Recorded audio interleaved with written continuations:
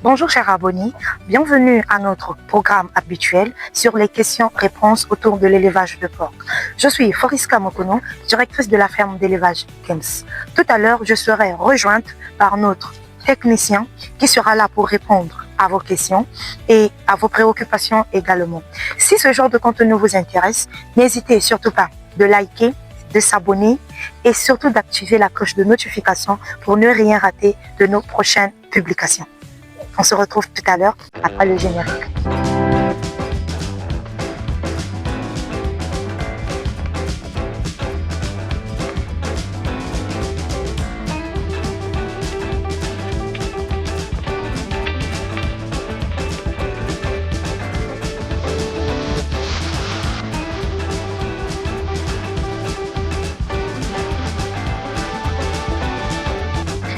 Je suis en compagnie de Monsieur Jerry qui est là pour répondre à nos préoccupations et également à vos questions.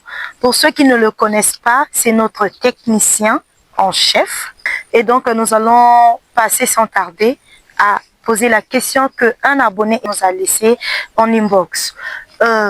Monsieur Jerry, l'abonné nous a posé la question de savoir, vu la dernière vidéo qu'on a eu à faire, il nous a posé la question de savoir quelles sont les différentes races qu'il faut faire ou qu'il faut choisir pour pouvoir faire l'élevage de porc. Quand on veut se lancer dans l'élevage de porc, il y a une multitude de races qu'on pourrait choisir pour se lancer. D'accord. Il existe, donc il y a des races comme le large white. Le large white, c'est la race, en fait, que j'appelle la race la plus complète de l'élevage de porc. Pourquoi? Pourquoi elle est plus complète? C'est-à-dire que c'est la race qui a tout reçu.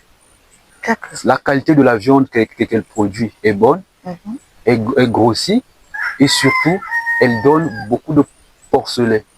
Donc, on a le large white qui est une très bonne race et certainement la race la plus répandue au monde. Que vous pouvez utiliser. C'est d'abord le choix par excellence quand on veut faire l'élevage, que ce soit n'importe quel système d'élevage qu'on veut lancer.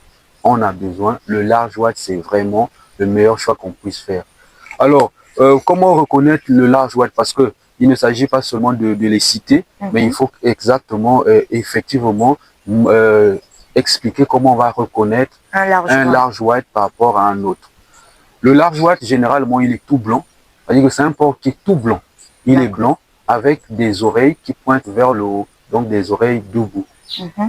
Ça, c'est ce qu'on appelle un large. Donc, à chaque fois que vous rencontrez un porc qui est blanc avec des oreilles debout, vous devez vous dire que vous êtes en face du large white. Du coup, le large white est différent de l'Andras. Oui. Mais pourtant, les deux sont blancs aussi. Oui. Mais lui, à la différence du large white, ses oreilles tombent, les oreilles tombent sur les yeux. Donc, du coup, vous aurez l'impression que ce porc-là a du mal à voir parce que les oreilles tombent sur les yeux.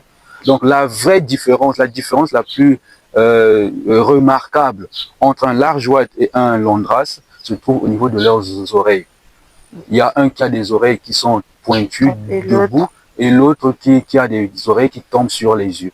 Et avec un museau un peu pointu pour le Landrace, ou le bout de son. Quand on finit, ça c'est... Et ces deux races-là, on va prendre encore avec le large black. Le large black aussi, c'est un porc qui est totalement noir, très noir, robuste aussi, il est énorme, il a une forme arrondie, plutôt.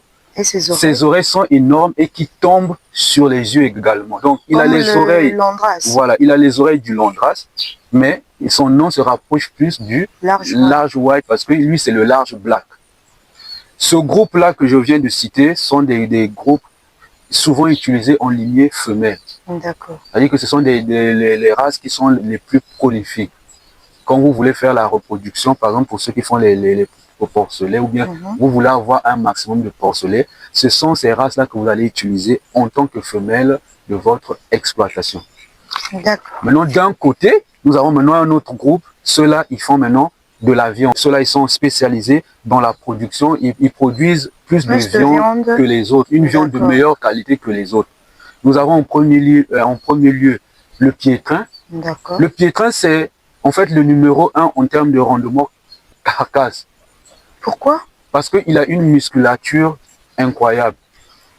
Pendant que les autres commencent par exemple à amasser de la graisse, le piétrin, lui, il ne produit généralement que de la viande, du muscle. Donc lui, en termes de production du muscle, il est au sommet. Ensuite, vous avez le duroc. Bon, pour identifier par exemple le piétrin, il a des taches, il est blanc ou gris avec des taches. Il y a des moments où il va avoir une peau semblable au large white avec des taches, soit grises ou bien noires. D'accord. Ou alors vous allez voir, il y a des piétrins qui sont carrément gris sur la totalité de la peau, mais ils ont des taches noires.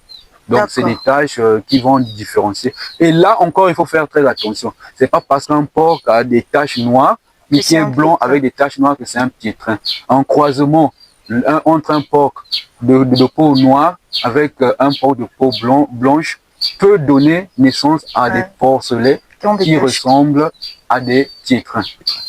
D'accord, mais qu'en est-il du duroc?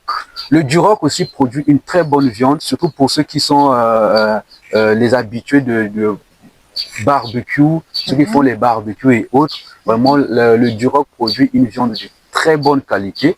On a parlé du piétrin et du duroc. Nous avons encore d'autres races telles que le Hampshire. Le Hampshire, c'est une race d'origine américaine qui est également de couleur noire, mais avec une ceinture blanche. Avec une ceinture blanche autour de l'épaule, il y a une ceinture qui encercle le porc. C'est un animal qui a des capacités de croissance, disons moyennes, une très bonne viande, mais les femelles ne produisent pas beaucoup. Ah bon? C'est-à-dire que quand la femelle a trop fait d'efforts, c'est 9. Sinon, la plupart du temps, c'est 6, parfois même 4. Donc, vous allez remarquer que les porcs qui produisent une bonne viande ont des problèmes à la reproduction. D'accord. Il y a aussi une autre race qu'on appelle le Berkshire. Bon, il est proche du Hampshire. Le Berkshire doit être d'origine anglaise, si je ne me trompe pas. Et cette race-là, lui, les pattes sont blanches. Donc, il y a une partie les bouts des pattes sont blanches et son museau aussi est blanc. Donc, sur le front ici, vous allez remarquer qu'il est aussi blanc. Ce genre de porc, cette race aussi, il faut faire très attention parce que un mélange porc noir, porc blanc peut donner des porcelets avec des pattes blanches et un museau blanc aussi. Donc souvent, ça peut être juste des hybrides que vous allez considérer comme race pure. Voilà pourquoi c'est des races, il faut faire très attention. Et heureusement aussi que c'est difficile à trouver au Congo. Au Congo, ouais, pratiquement impossible même, je dirais, de les trouver ici parce que les gens, l'objectif de l'élevage, c'est vraiment faire le plus de profit et ça ne sert à rien d'aller chercher des races trop loin. Les races les plus productives sont celles que j'ai citées en amont, c'est-à-dire que le large white, le landrace, et ceux-là vont être choisis comme femelles, de préférence comme femelles, et en mâle, on va prendre ceux qui produisent de la... Le piétrin est une race stress positive. Quand il est exposé à un environnement où il y a le stress, son système immunitaire chute et il est très susceptible de tomber malade. Pour casser ça, qu'est-ce qu'on va faire? On va croiser. Quand vous croisez le piétrin avec n'importe quelle race, même le duroc, vous allez trouver des sujets hybrides qui vont être plus en forme et qui ne vont pas tomber malades. D'accord. Vous avez soulevé un point sur les hybrides. Oui. Qu'en est-il des hybrides? Les hybrides, il y a beaucoup de races d'ailleurs actuellement. Les races, on a donné des noms, mais en fait, à la base, ce sont des races hybrides. Par exemple, vous voyez, dans l'élevage, il y a un système qui se passe. Quand on sait que le large white est très maternel, le landrace est très maternel, qu'est-ce qu'on fait? On va unir le landrace et le large white. Ils vont obtenir des femelles plus productives qu'un large white pur ou qu'un landrace pur. Et les capacités maternelles vont aussi être décuplées. Et du coup, quand on fait les hybrides là, sont plus productifs que les races pures. Et actuellement, quand on les prend, on leur donne... Aujourd'hui, on a une race qu'on appelle le TN70. Le vrai nom, c'est le TN70, mais les Africains ont décidé d'appeler ça Topig. C'est une race qui est très productive, mais c'est juste l'union large white, le landrace, améliorée bien sûr au laboratoire, qui donne des très bons résultats et qui a tendance à prendre plus de la chair, même avec une formule nettement l'autre là, moyenne. On a le Neymar, plus répandu au Cameroun, qui est une race très fragile. Également. Oui, au niveau de la santé, la résistance aux maladies, qui est très fragile. Il faut vraiment être, il faut avoir une dextérité pour les élever. C'est un porc capable de vous donner 15, 18, même 22 pour porcelet, mais vous pouvez vous retrouver au serail avec 10.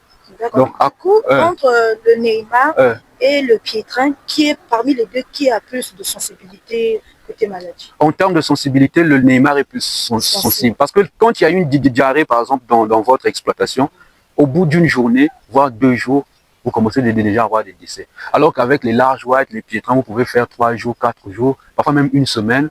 Voilà, ils vont mourir certainement parce que le produit, par exemple, n'a pas fonctionné. Il faut trouver une autre molécule et tout. Parfois, c'est là où vous avez des décès. Mais avec le Neymar, vraiment, ça part vite. C'est vraiment urgent. Parfois, quand vous donnez le traitement, il faut électrolyte. Donc, on met du sucre et le sel dans de l'eau et on leur donne ça comme boisson pour leur permettre de pouvoir avoir des forces pendant que le traitement est donné pour les garder en vie. Donc, vous voyez un peu, le Neymar est très fragile. Donc, il faut vraiment... Il produit beaucoup. Maintenant, si vous êtes un bon éleveur, vous respectez, comment on appelle ça, les dispositifs nécessaires en termes sanitaires, donc la prophylaxie et tout, vous pouvez quand même parvenir à sauver beaucoup. Mais si vous êtes quelqu'un qui fait dans l'à peu près l'hygiène, c'est pas trop ça, ils sont très sensibles.